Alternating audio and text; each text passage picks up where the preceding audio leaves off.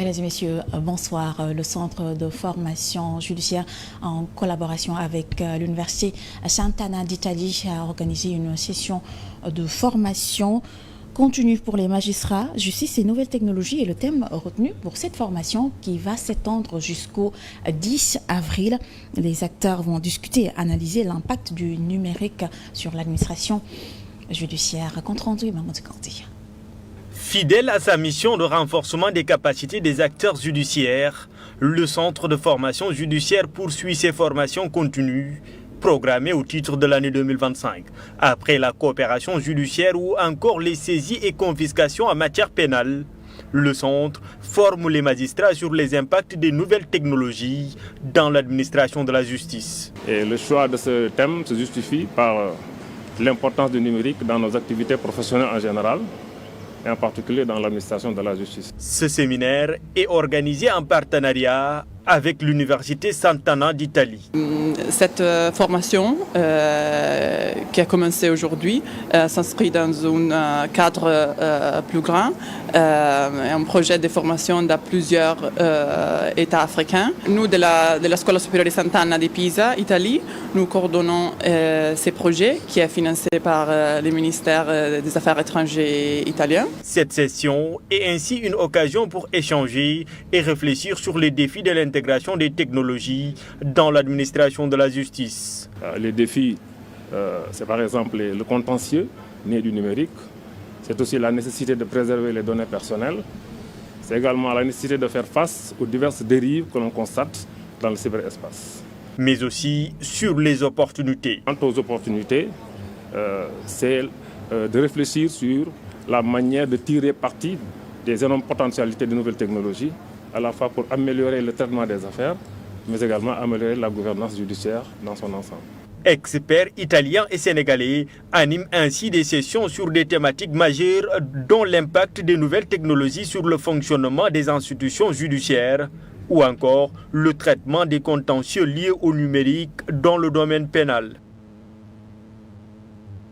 Et puis la Commission nationale des droits de l'homme a organisé ce matin une session d'information pour les parlementaires sur l'examen périodique universel. Les discussions ont été axées sur les mécanismes onusiens. Le président de la Commission des lois à l'Assemblée nationale, Maître Abdoulaye Tall, engage la responsabilité de ses pairs pour le respect des droits de l'homme. Compte rendu à Martiama. Cette rencontre avec la Commission des lois de l'Assemblée nationale du Sénégal a pour but de familiariser les parlementaires à mieux appréhender les mécanismes onusiens. Le dernier examen périodique universel du Sénégal, datant de janvier 2024, avait découlé sur 322 recommandations dont les 299 ont été acceptées pour être en phase avec les obligations et les engagements en matière de droits de l'homme. Aujourd'hui, il est question de voir comment faire pour arriver à satisfaire la communauté mondiale des institutions nationales des droits de l'homme pour qu'on arrive à montrer à la face du monde que le Sénégal a été et est encore un pays des droits de l'homme. Ce baromètre international pour l'amélioration des droits humains au niveau national, régional et international demande l'implication et l'application de tous. De ce fait, le président de la Commission des lois à l'hémicycle, Maître Abdoulaye Tall, engage la responsabilité de ses pairs. L'Assemblée nationale, c'est le lieu par excellence du débat démocratique, donc c'est le lieu par excellence d'examen également ou de reconnaissance des droits de l'homme, à travers son rôle d'élaboration et de vote de la loi, mais également à travers ses prérogatives d'évaluer les politiques publiques et de contrôle de l'action gouvernementale.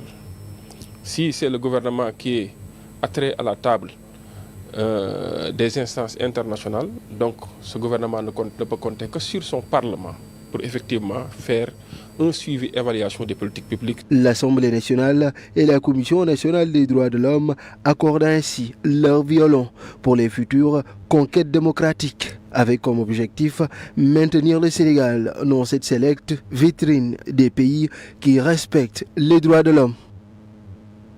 Le syndicat des professeurs du Sénégal a tenu ce matin son 11e congrès ordinaire. La rencontre a été organisée à la CNTS.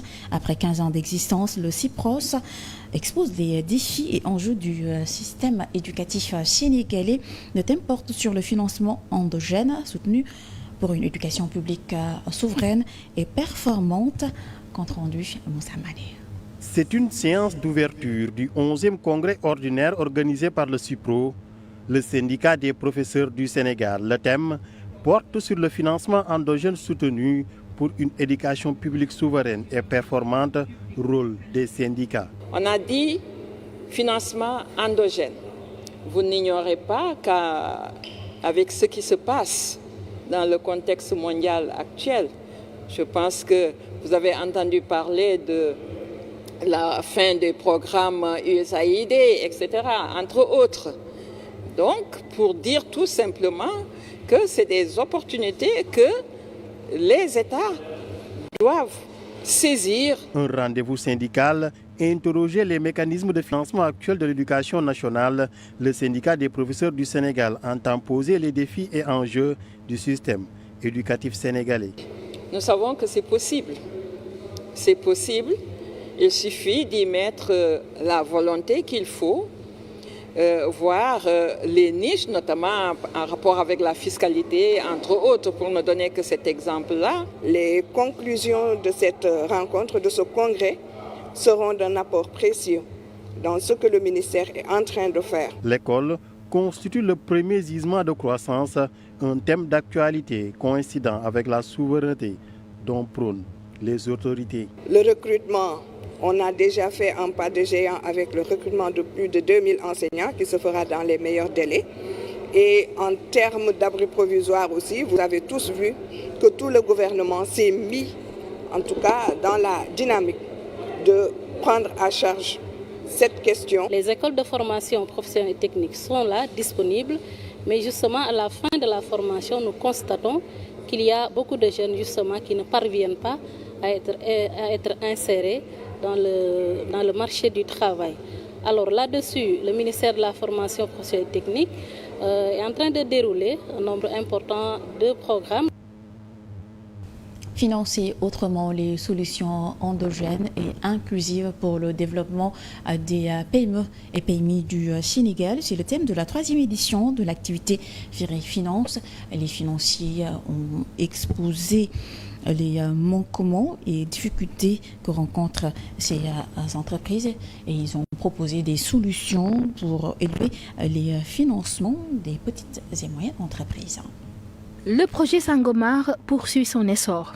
Au mois de mars 2025, la production de la réserve pétrolière a atteint 3,8 millions de barils de pétrole brut contre 2,7 millions de barils pour février. D'après le rapport de production de Sangomar mars 2025, le bulletin mensuel indique qu'au cours de cette période, 3 cargaisons de pétrole brut identifiées sous les numéros SAN 024, SAN 025 et SAN 026. Les PME ont des problèmes justement de garantie pour pouvoir garantir les crédits, ce qui rassurerait justement les partenaires financiers.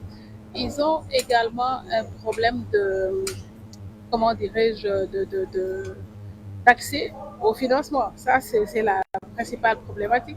La problématique d'accès au financement, justement, qui est causée par les deux principales problématiques, et de formation. Donc la formation, on la néglige souvent quand on pointe du doigt les problèmes des PME-PMI. Les dirigeants ne sont pas assez formés, les gestionnaires ne sont pas assez formés, mais fort heureusement, on voit qu'il y a des initiatives actuellement qui visent à accompagner, à formaliser les PME-PMI avec des accompagnements non financiers également qui sont aussi importants. Le rapport de mars du champ pétrolier de Sangomar, publié ce 8 avril, montre des chiffres au vert. Ce dernier rapport a livré le mois dernier 3,8 millions de barils de pétrole brut avec une expédition de 3 cargaisons vers les marchés internationaux de bonne performance avec une perspective optimiste pour 2025. Le projet Sangomar poursuit son essor. Au mois de mars 2025, la production de la réserve pétrolière a atteint 3,8 millions de barils de pétrole brut contre 2,7 millions de barils pour février. D'après le rapport de production de Sangomar mars 2025, le bulletin mensuel indique qu'au cours de cette période, 3 cargaisons de pétrole brut identifiées sous les numéros SAN 024, SAN 025 et SAN 026 ont été chargées et expédiées vers les marchés internationaux. Ces expéditions représentent un volume total de 2,85 millions de barils, révèle la même source. Les prévisions demeurent prometteuses. Les projections pour l'ensemble de l'année 2025 tablent sur une production estimée à 30,53 millions de barils, avec un objectif de stabilisation de la production à 100 000 barils par jour. Le champ pétrolier de Sangomar continue ainsi de démontrer sa solide performance opérationnelle. Ces résultats confirment que le site est en passe de devenir l'un des grands piliers de l'économie sénégalaise, car depuis sa mise en exploitation, le taux de production dépasse largement les objectifs. En 2024, la production annuelle avait atteint 16,9 millions de barils, alors que l'objectif initial était établi à 11,7 millions de barils. Et puis la polémique sur le foncier s'enfle à Djahaï, c'est dans le département de Keur-Massar. Plus de 200 familles sont victimes d'expropriation alors qu'elles ont acquis en bonne et due forme leur assiette foncière. Elles invitent les autorités à réagir. Bakary Cissé. Ces familles sont victimes d'expropriation foncière dans la commune de Djahaï Parcelles, à en croire leur porte-parole. Nous sommes des acquéreurs de bonne foi, voilà, par rapport au 1451. Maintenant, je vais lancer une alerte aux Sénégalais qui souhaitent acheter un terrain ou une parcelle à Keur-Massar Rufisque 1. Nous leur disons, si vous voulez une parcelle au niveau de Keur-Massar Rufisque 1, de l'unité 1 à l'unité 27, vous avez le droit d'aller à la SNHLM. Adressez-vous à la SNHLM. Une situation qui écœure autant. Je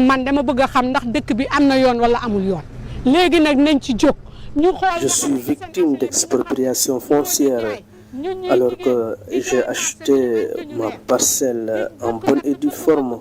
J'ai tous les papiers légaux et un individu veut m'empêcher de construire. Pourquoi? C'est injuste et je ne vais pas me laisser faire.